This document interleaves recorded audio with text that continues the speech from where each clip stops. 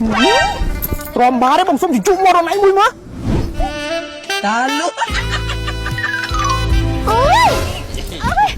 ហើយបងចិត្តបានជជុះមាត់អនឯងណាអុយជជុះស្អីមាត់បងអញស្អុយខ្លាំងអូឡើងអស់អារម្មណ៍លេងមកមែនអូយបងអត់ដឹងទេនេះបងនៅផ្ទះបងដុសថ្មីផងអីផងវានៅតែអត់បាត់ស្អុយណែឯងមើលឥ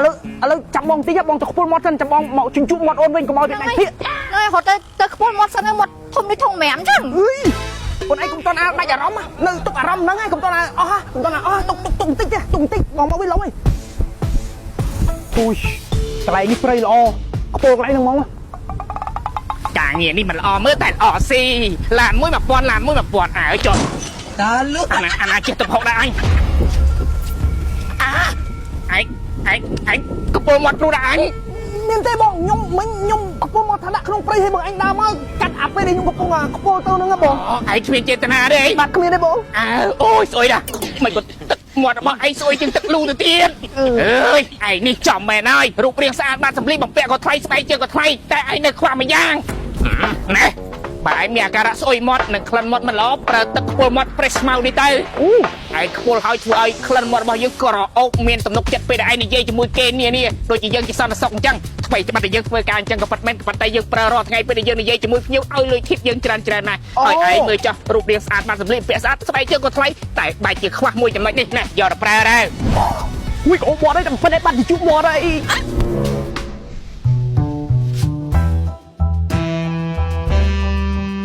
លោកក្រោយដល់ប្រយ័ត្នតិចសុំតមកខ្ញុំខិចជើង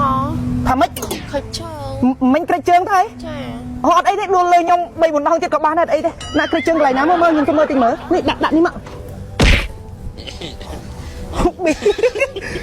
អូយមើលទៅរបួសនេះដូចរៀងធ្ងន់ណាស់ឥឡូវមិនមកកញ្ញាទៅផ្ទះខ្ញុំបន្តិចសិនទៅសម្រាប់ឲ្យវាបាត់ឈឺនឹងសិនទៅបន្ទាប់មកខ្ញុំទៅខាងក្រៅមកផ្នែកត្រូវទិញស្រោមទិញស្រោមមកធ្វើអី